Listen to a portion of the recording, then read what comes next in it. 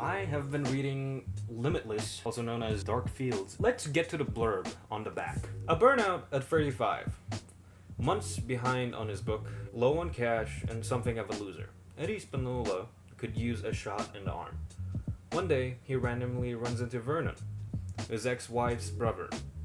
And Vernon has something that might help. A new designer drug that stimulates brain function. One pill and Eddy is hooked. His book is finished within days. He learns and synthesizes information at a frightening rate, and he can go a long time without sleep or food. Naturally, he begins to play the stock market. But when Vernon turns up dead, Eddy makes off with the only stash of the drug in existence. Then come the side effects: blackouts, blinding headaches, and violent outbursts. He can't seem to remember. Okay, I think the blurb is not structured right. The whole thing of him playing the stock market, he doesn't do that. If you've seen the movie, there is a movie, the covers of the movie, that's why it's called Limitless and not The Dark Fields, which I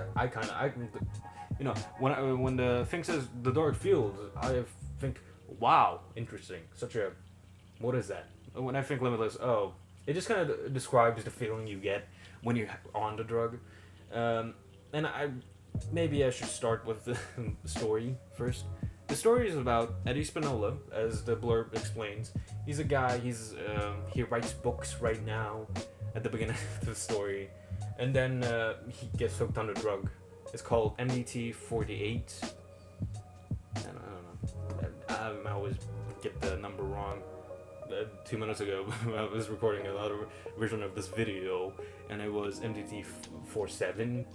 This book, I'd say, is more of an exploration of how people view the market and how business just happens. It kind of analyzes these people who are thinking about the future, but not thinking of the past or who they are right now.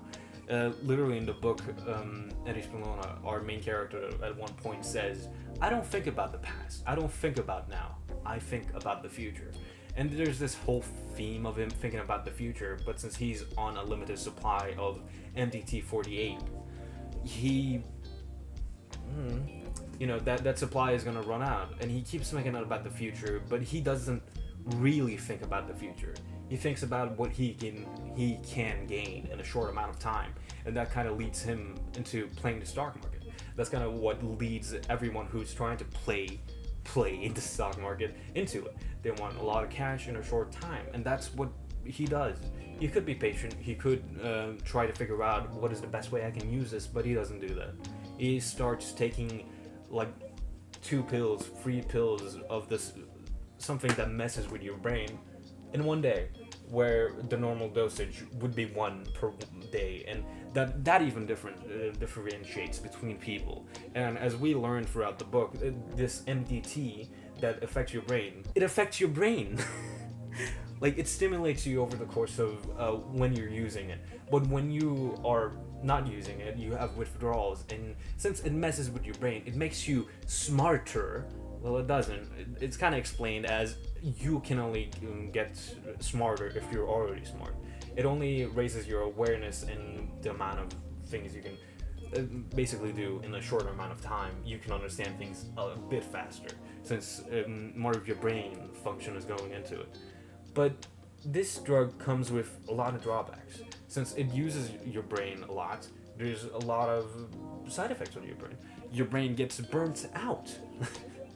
So it's funny that Eddy starts out as a burnt out 35-year-old, and the drug he gets leaves him burnt out, and then and it's not like Eddy is this upstanding guy that has been, the top of the cream, been doing everything all right all of his life, and this is hitting him with this drug comes into him and he ruins his life. No, the things that Eddy does is what he chooses. He takes a drug without any planning towards it. He thinks that he's intelligent, that he can do whatever he wants, but that doesn't turn out the way he wants. And things keep on going good for him up until a certain point of the book. Like, at the end of the book, he tries to replicate the drugs, but he doesn't, because the company that makes the drugs, took away the drugs. I won't explain it. It is kind of a spoiler, but if you've seen the movie, he does pay someone to replicate the drug, and that's basically how it's taken care of. And the conclusion, it really differs from the book, because in the book, Eddie dies. We're not told that he dies, but there's implications, and it's a fitting character arc for him. Well, not a character arc. He kind of stays the same throughout the story.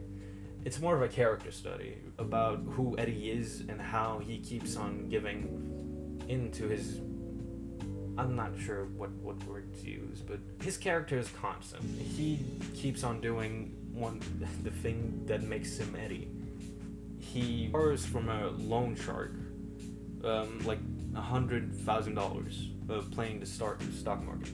He says he could get to that point in like a couple of days, but maybe not directly. But it is implied that he could get there in a few days. But he's greedy, is the point of it. I forgot to record a conclusion.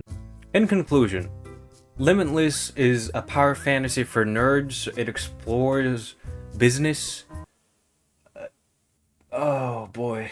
Drugs, human obsessiveness, and how humans need constant stimulation, especially when on MDT and drugs, and how people tend to ignore things that are way important for meaningless crap, such as money. I don't mean that. Money is very important. Side note, when I was reading the book, I spat through that thing up until around chapter 20. It gets so freaking depressing around chapter 20 when the side effects are revealed. Great book though. You can read it when you read it, if you read it. Or you can watch the movie. It's fine. It's what got me into the book. I remember seeing the movie and was like, oh yeah, but that book is from that movie I used to like when I was 7.